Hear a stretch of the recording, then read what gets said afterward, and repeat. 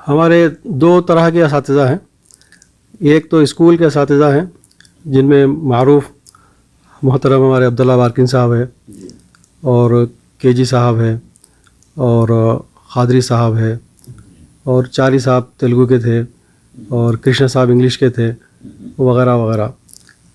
اس زمانے میں سارے بچے جو ہے استادوں کا اتنا ادب کرتے تھے, چونکہ ہمارے ماں باپ بھی جو ہے ہر ایک کے ماں باپ بھی سمجھاتے تھے کہ استاد کا ادب کرنا واجب ہے, اور ان سے ڈرتے بھی تھے, اور ان کا یعنی ان کو سمجھتے تھے, اور استاد بھی جو ہے شاگردوں کو سمجھتے تھے, اور اتنا ادب کرتے تھے میں بیان نہیں کر سکتا.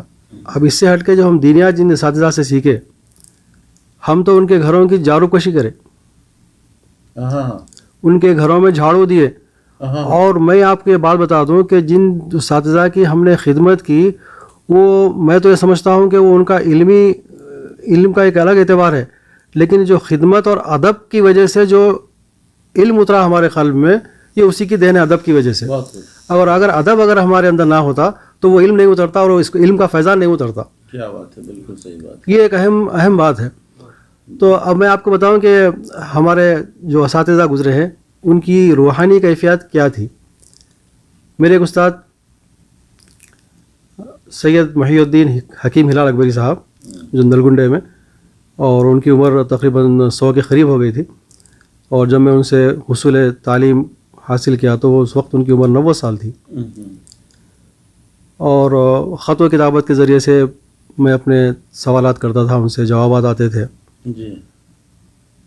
تو اس وقت میں ٹیمپرری طور پہ یمبو میرا ٹرانسفر ہوا تھا بن لادن کی طرف سے, میں یمبو میں تھا, اور وہ میں وہیں پر قیام تھا 1-2 مہینے کے لیے. اور میرے خواب میں آئے, بولے میں کل ظہر تک قیام ہے میرا, اس کے بعد میں جا رہا ہوں. اس کے بعد میں دوسرے دن خبر آ گئی کہ ان کا انتقال ہو گیا. تو وہ اپنے شاگردوں سے ملنے کے لیے جو ہے سب کی خوابوں میں آئے. کیا بات ہے. بولے میں کل دوپہر تک ہوں. کیا محبت تھی, کیا خلوص تھا, کیا لگاؤ تھا. اچھا, ایک ہمارے استاد, وہ ان کی کیفیات کا دیکھیے آپ کہ کتنی روحانی ان کے اندر طاقت تھی. وہ خط لکھے اپنے ایک شاگرد کو کہ بولے میں بامبے آ رہا ہوں, فلاں ٹائم پہ آ رہا ہوں, تم آ جانا. عام طور پہ ایسا ہوتا تھا, اور وہ آ جاتے تھے, لے کے چلے جاتے. ایک بار خط نہیں لکھے بلکہ خواب میں جا کے بولے کہ میں آ رہا ہوں, تم آ جاؤ. اب انہوں بولے حضرت خواب میں آ کے بولے خواب ہے کیا ہے کہ بول کے نہیں گئے. اور وہ پہنچے, اس کے بعد پھر کوئی بھی نہیں آیا, تو انہوں ٹیکسی لے کے چلے گئے گھر پہ ان کے. پھر جانے کے بعد میں پوچھے میاں میں تمہارے خواب میں آ کے بولا تھا کہ میں آ رہا ہوں بول کے, تم کیوں نہیں آئے اسٹیشن پہ. یہ ایک حقیقت کا واقعہ ہے, یہ کوئی ایسا بناوٹی واقعہ نہیں ہے. تو وہ بہت روئے انہوں. تو اس سے اندازہ کرو کہ وہ ان کی روحانی کیا کیفیات تھی ہوں گی, اور اس کے کیا اسباب تھے ہوں گے. وہ بڑے متوکلین تھے. یعنی میں انشاءاللہ اس کی یہ دوسری قسط میں جو ہے اس کی کچھ تفصیل بیان کرنے کی سعادت حاصل کروں گا کہ وہ کیا وجوہات تھے, وہ کیا تعلیمی اعتبارات تھے. یحییٰ, یہ تو تھی آپ کا بچپن اور اسکول کا زمانہ اور اساتذہ ان کے ساتھ آپ کا تال میل. فرصت میں, بچپن کی فرصت میں کیا ماحول ہوتا تھا اپنے دوستوں کے ساتھ؟ کہاں پر گزرا آپ کا بچپن, کیسے ماحول میں گزرا, کیا کھیل کود کرتے تھے, کتنے وقت تک آپ کو فرصت ملتی تھی, والدین کی کیا سختی تھی, آپ کے بھائی آپ کے ساتھ اور آپ کے دوست احباب, ان کے ساتھ کیسا وقت گزرا؟ ایک تو ہمارے محلے کے دوست احباب تھے, اور ایک جو ہے ہمارے اسکول کے احباب تھے, اور ایک رشتہ دار تھے, ہمارے رشتہ دار ہم عمر لوگ جو ہے وہ بھی ہمارے احباب تھے. چھٹیوں کا انتظار دیکھتے تھے, چھٹیاں ملے تو بولی کا راستہ تیرنے کے لیے. کون سی بولی؟ بردان, مشہور بردان. بردان کی بولی ہے, और एक गोदड़ की बॉडी भी थी चक्की पहाड़ के सामने, लेकिन वो बहुत बरसात में रहती थी, गर्मा में जो है सूख जाती थी वो। और मस्जिद नूरैन के पास की वो एक बॉली थी जी। और कभी बड़े भाइयों के साथ नया तालाब भी जाते थे। बस तकरीबन 4-5 घंटे जो है ना तैरना यही काम था। चक्की पहाड़ जिंदाबाद।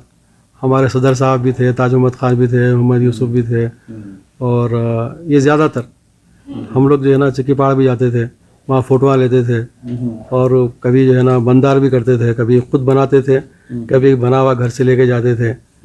और खेल कूद में जो है माशाल्लाह हमारे अब्दुल्ला बिन अतीफ वगैरह फुटबॉल वगैरह खेलते थे, लेकिन हम भी खेले तो एक बार जो है ना फुटबॉल हमारे मुंह पे आगे लगा दबा के, उसके बाद से छोड़ दिए फुटबॉल।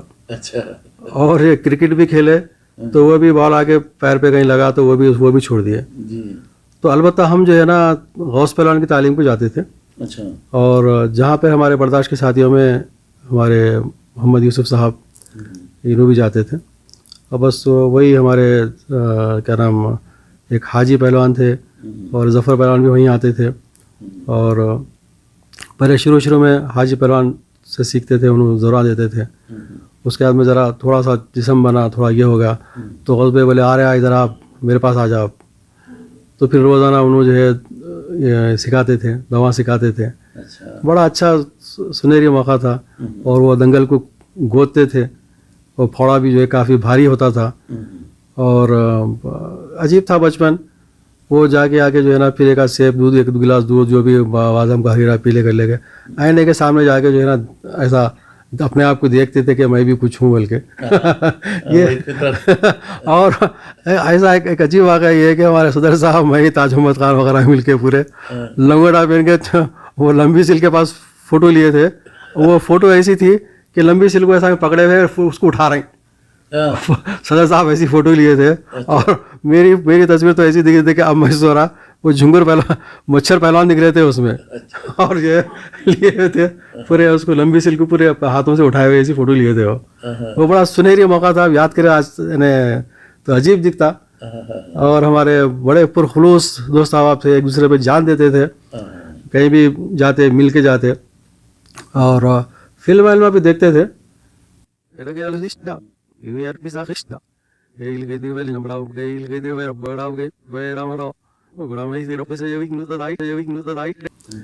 तो बहरहाल वो हाँ हूँ करके बहरहाल माशाल्लाह बड़ा सुनहरी दौर गुजरा।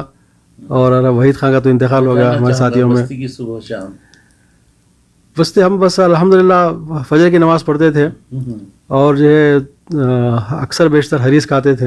अच्छा। या फिर जो है ना सौदा मंगाते थे, घर से जाते सौदा लेके आते थे।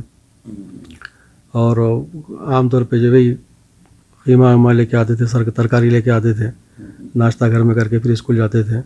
बड़ा सुनहरी, बहुत सुनहरी वक्त था, बहुत सुनहरी वक्त था। किसके पास से तरकारी लाते थे, थोड़ा सा नाम बताओ। मशहूर है वो अब्दुर्रहीम यमानी जो है मशहूर थे, वहाँ से लेते थे। और मगर मैं आपके उन लोगों को कभी नहीं भूल सकता। वो क्या वजह थी नहीं मालूम मुझे, बड़ी मोहब्बत से पेश आते थे वो लोग। ख़ास तौर पे हमारे अब्दुर्रहीम भाई और सालम भाई के बेटे अली भाई, अल्लाह मग़फ़िरत करे, उनका इंतकाल हो गया। मैं जब भी जाता उनके पास, आपके पहले बिठा के जो है दूध पिलाते थे मेरे को, पैसे नहीं लेते थे। मैं जब भी गया घर के लिए सौदा लाने के लिए, दही वाला लाने के लिए, मुझे बिठाते थे, करते थे, दुआ कर बोलते थे। और अब्दुर्रहीम भाई से तरकारी लिया तो उन्होंने हाथ छोड़ के डालते थे उन्होंने। और तीसरा जो है ना गोश्त लेने गया वहाँ पे, तो मियाँ भाई के पास है या और दूसरे दो लोगों के पास जो है ख़ास तौर पे, उन्होंने भी जो है अच्छा गोश्त डाल के देते थे उन्होंने। बोलते थे कि बस मेरे पास आ, बस दुआ कर बोलते थे कि अल्लाह ताला उन लोगों की मोहब्बत, उन लोगों की दुआएं जो है ना मेरे साथ वाबस्ता रही। और मैं उन लोगों के इस शफ़क़त को मैं कभी नहीं भूल सकता, कभी नहीं भूल सकता। ये तो थी आपका बचपन और असातिज़ा और बस्ती से मुताल्लिक़, बस्ती के अजीज़ों से जो आप लोगों को एक बुज़ुर्ग नज़रियत से भी देखते थे।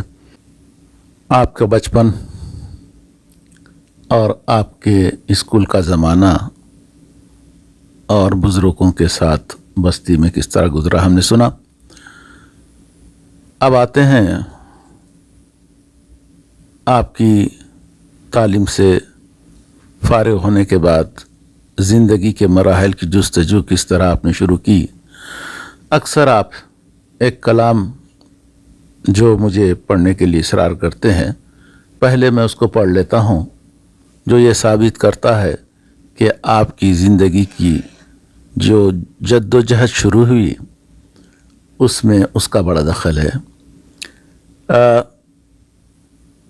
خستہ جانوں کو مصیبت سے چھڑانا سیکھو. خستہ جانوں کو مصیبت سے چھڑانا سیکھو، بھولے بھٹکوں کو سر راہ لگانا سیکھو.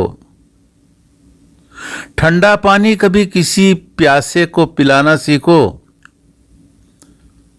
راگ الفت کا مروت کا ترانہ سیکھو. مفلسوں اور ضعیفوں کا سہارا تم ہو، کمزوروں کا نحیفوں کا سہارا تم ہو. مفلسوں اور ضعیفوں کا سہارا تم ہو، کمزوروں کا نحیفوں کا سہارا تم ہو. خدمت خلق کو ایک شان سمجھ لو پیارے. خدمت خلق کو ایک شان سمجھ لو پیارے. زندگی کا اسے ایمان سمجھ لو پیارے. یہی حسرت یہی ارمان سمجھ لو پیارے. یہ کٹھن ہو تو آسان سمجھ لو پیارے.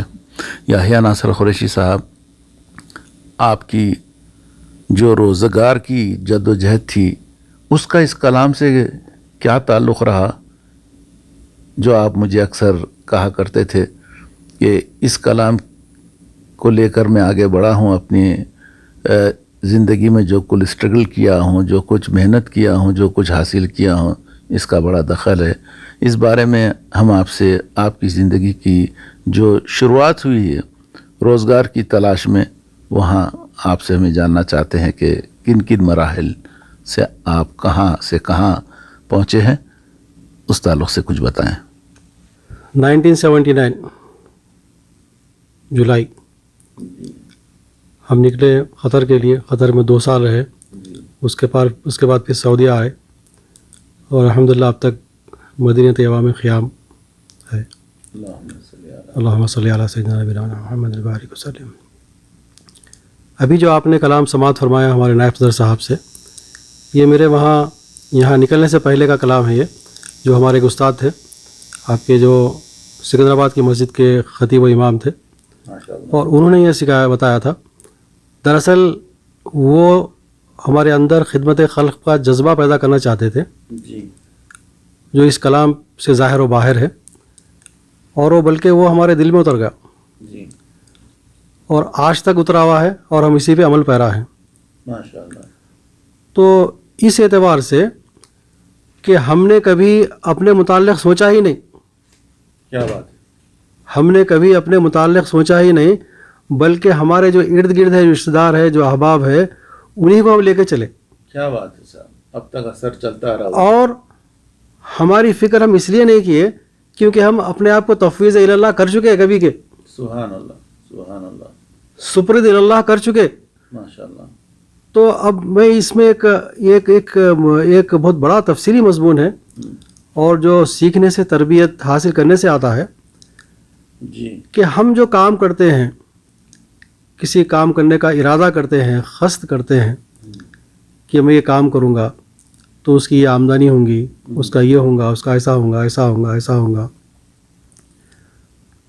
لیکن دیکھا یہ گیا ہے کہ اس میں سب سے پہلے بھول جاتے ہیں ہم. عام طور پہ کیا بھول جاتے ہیں کہ جب تم کام کرنے کا ارادہ کرو تو سب سے پہلے توکل کرو. چاہے وہ چھوٹا کام ہو، چاہے وہ بڑا کام ہو، توکل اور تفویض اللہ، اللہ کے حوالے کرو. اور توکل کے امراد کیا ہے کہ وکالہ، کہ اس کے یہ کام حوالے کر دو. ایسا نہیں کرتے. اب جب وہ کام کا نتیجہ جب وارد ہوتا ہے، 2 صورتوں میں ہوگا، یا تو کامیاب ہوں گے ہم، یا تو ناکام ہوں گے. ہم جو کام شروع کرتے ہیں ہمارے ذہن میں یہ ہوتا ہے کہ یہ کام کامیابی ہونا ہے، ناکامی کی صورت دیکھنی نہیں ہے، کیونکہ وہ خدا کو بھول کے کر رہے ہیں، خود کر رہے ہیں کام. کیا بات. خود جب کرتے ہیں کام تو اس کا نتیجہ جو ہے نا چاہتے ہیں کہ ہماری مرضی کے موافق ہو. نہیں، ایسا نہیں ہے. یہ عقائد کے خلاف ہے، عقیدہ توحید کے خلاف بات ہے. یہ جب تم کام میں کیا کرنا چاہیے؟ توکل کرنا چاہیے، اور اس کا نتیجہ جب سامنے آئے گا، کامیابی یا ناکامی کی صورت میں نتیجہ سامنے آئے گا. کامیابی میں کیا کرنا؟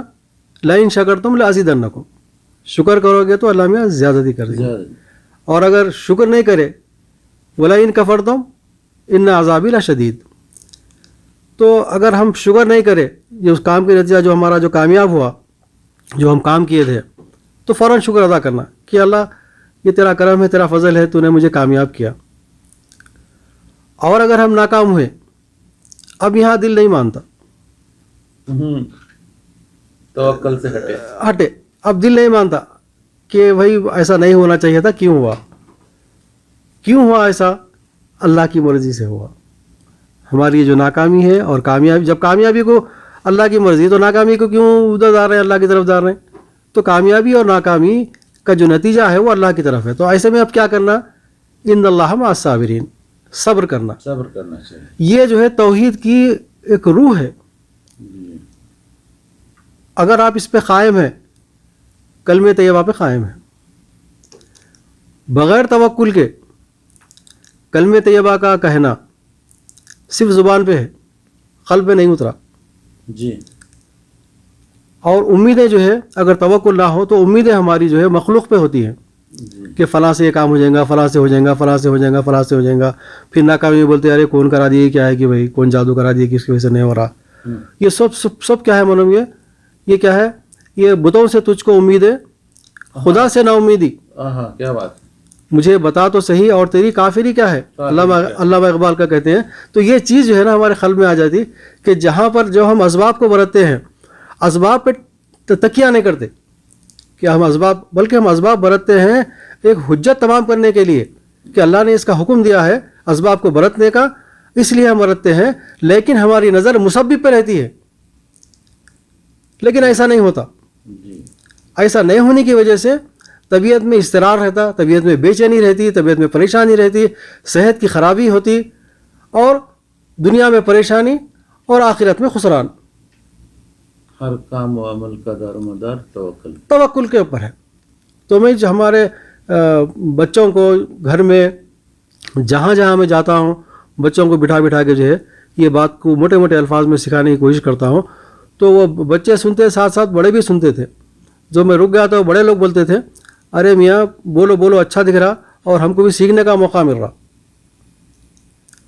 تو میری جو ہے نا یہ گزارش ہے کہ اپنے بچوں کا جو نصب العین ہے ان کے قلب میں ایک خاکہ بٹھا دے، ایک اسٹرکچر بٹھا دے کہ توکل ضروری ہے زندگی میں. بہت خوب. یحییٰ، اب میں جاننا چاہوں گا کہ جس وقت آپ گھر اور حیدرآباد چھوڑ کر خلیج کی طرف رخ کیے، جستجو کیے، ماشاءاللہ ایک بہت بڑا اچیومنٹ آپ کے ساتھ ہے، ایک ایسا تجربہ جس کو لے کر آج بھی ہم فخر محسوس کرتے ہیں. اور یہ جان کر بے حد خوشی ہوئی کہ کتنے بڑے بڑے پروجیکٹس میں آپ نے مسجد نبوی اور کئی ایک مقامات پر اپنی خدمات انجام دی. اور ہمیں فخر ہے، ہمارے برداشت گروپ کے ایک ممبر جس نے اتنے عرصے سے مدینہ طیبہ میں مقیم ہے. محبت کا یہ عالم ہے کہ اپنی تمام خدمات کے باوجود بھی وہ یہ چاہتے ہیں کہ اپنے مدینہ طیبہ میں ہمیشہ دائم اپنی زندگی گزارنے پہ وہ بہت زور دیتے ہیں. اللہ تعالیٰ آپ کو آپ کی کوششوں میں کامیاب کرے. میں جاننا چاہوں گا کہ آپ کا کہاں سے جستجو شروع ہوئی گلف میں؟ آپ قطر آئے، پہلے قطر سے سعودیہ آئے، اور آج جن کمپنیوں سے آپ منسلک رہے، ہم اس بارے میں آپ کے تجربے کو، تاکہ سننے والوں کو، ہمارے گروپ کے ان نوجوانوں کو کچھ درس مل سکے کہ آپ نے کس طرح اسٹرگل کیا، آپ نے آپ کو کس طرح بنایا، اور آپ کن کن کاموں کا تجربہ. اور پھر یہاں پر وہ ذکر ضرور کرنا چاہیے جہاں مسجد نبوی مسجد طیبہ کا جو اضافہ ہوا اس میں آپ کی خدمات ہمارے لیے ایک قابل فخر ہیں. ہم آپ کے ذریعے سے سننا چاہتے ہیں. یہ اللہ کا لاکھ لاکھ شکر احسان ہے کہ اللہ تعالیٰ 2 سال قطر میں قیام کے بعد کام کرنے کے بعد میں پھر 1982 جنوری میں یہاں سعودیہ آیا. اور سعودیہ آنے کے بعد میں جو سب سے پہلے اللہ تعالیٰ ہمارے مرحوم بھائی میرے سگے خلیرے بھائی عمر بن اودھ جابری صاحب اور محمد بن اودھ جابری صاحب کا میں بے حد ممنون اور مشکور ہوں، جنہوں نے جو ہے مجھے یہ soil testing, concrete testing, asphalt, چونکہ وہ لوگ انجینئرس تھے، انہوں نے مجھے اس کا اس راہ میں ڈالا اور مجھے انہوں نے کام سکھایا. اور ایز اے ٹیکنیشین جو ہے نا مجھے کام کرنے کا شرف حاصل ہوا. کس کمپنی میں؟ ابتدائی طور پہ ہم جو ہجرہ روڈ ہے جو مکہ معظمہ اور جدہ سے نکلتی ہے مدینہ طیبہ کو آتی ہے، جو عام طور پہ آج اسی سے آتے جاتے ہیں، وہ پارٹ 7 تھا جو اسفان اور خلیص کا مقام ہے. وہاں سے میں نے اپنے کیریئر کا اسٹارٹ ہوا میرا، اور بڑی محنت کی ہم نے. اور اس کے بعد میں ہم سعود کنسلٹ میں ہوئے، ایک مکتب الخدمات الاستشاری سعود کنسلٹ، ایک بہت مشہور کمپنی ہے لوکل یہاں کی، استشارات میں یہ ہوئے. جدہ میں کیا 1.5 سال، پھر مکے میں 7 سال کام کیا. اور اس دوران میں پہلے تو میرا ارادہ نہیں تھا کہ اس بڑی کمپنی میں ہونا. میرے اندر ایک اسٹیٹ میں آ رہا تھا، ہچکچاہٹ تھی کہ میرے اندر وہ قابلیت نہیں ہے اور وہ صلاحیتیں نہیں ہیں، میں کیسا کام کروں، کیا ہے کیا نہیں. تو ہمارے بھائی مرحوم عمر بن اودھ جابری صاحب سمجھائے، اور ہم تو ڈرتے تھے ان سے، انہوں دیکھے تو ہم ڈرتے تھے ان سے. اور پھر سمجھائے محبت سے، بولے نہیں جو لوگ وہاں پہ کام کرتے ہیں وہ تم سے زیادہ نہیں جانتے کام. اور ہم ان کے ڈر سے جو ہے نا، ہم اپنے دل سے نہیں جوائن کرے اس کمپنی کو، بلکہ ان کے ڈر سے، ان کے اس سے ہم جوائن کر لیے. جوائن کرے بعد میں 1 ہفتہ بھی نہیں گزرا، وہ جو ہمارے انجینئرس تھے ان کو معلوم ہوگا کہ وہ ان کے اندر کتنی صلاحیتیں ہیں. زیرو تھے. اور ہم کو کچھ کام آ گیا تھا ہمارے کو، یعنی سوائل کلاسیفیکیشن، کہ اس کی سوائل کی کتنی قسمیں ہوتی ہیں، کیسا ٹیسٹ کرتے ہیں اس کو، کانکریٹ کیسا ٹیسٹ کرتے ہیں، اسفالٹ کیسا ٹیسٹ کرتے ہیں، وہ ہم پریکٹیکل کام کرے ہوئے تھے. اور وہ لوگ جو ہم جس انجینئرس کے تحت ہم کام کر رہے تھے اس کو بالکل نہیں آتا تھا. وہ ہمارا چیف تھا، مینیجر تھا. وہاں سے ہماری ہمت بڑھی. ایسے دن گزرتے گئے اور بہت سارے مٹیریل فیل ہوئے، اور کنٹریکٹر نے جو ہے نا آفر کیا ہم کو، اور اللہ کا شکر ہے کہ ہم نے اس سے بچے. اور اس کے بعد پھر ہمارا مدینہ منورہ آنا موقع ہوا الحمدللہ 1991 میں. اس کے بعد پھر ہمارے والدہ کا بڑا اصرار تھا شادی کے لیے، تو اب یہاں سے ہماری زندگی بدلی. سبحان اللہ. ہاں، کہ اب یہ احساس ہوا کہ اب شادی تو کرنا ہے. اب جب شادی کریں گے تو اب یہ 2-3 ہزار میں جو ہے شادی میں کیسا ہم بیوی بچوں کو یہ کریں گے، کیسا یہاں بلائیں گے، کیسا کریں گے. تو ایک دم فکر ہوئی. اس کے بعد سے پھر یہاں بن لادن میں جوائن ہوا، اور یہاں اچھی سیلری تھی اور اوور ٹائم وغیرہ بھی تھا. پھر بھی دنیا ایسی لاوبالی طور پہ ہم گزار رہے تھے، پھر بھی ابھی احساس نہیں ہوا تھا. شادی کرے، شادی کرنے کے بعد میں ایک ذمہ داری کا احساس ہوا.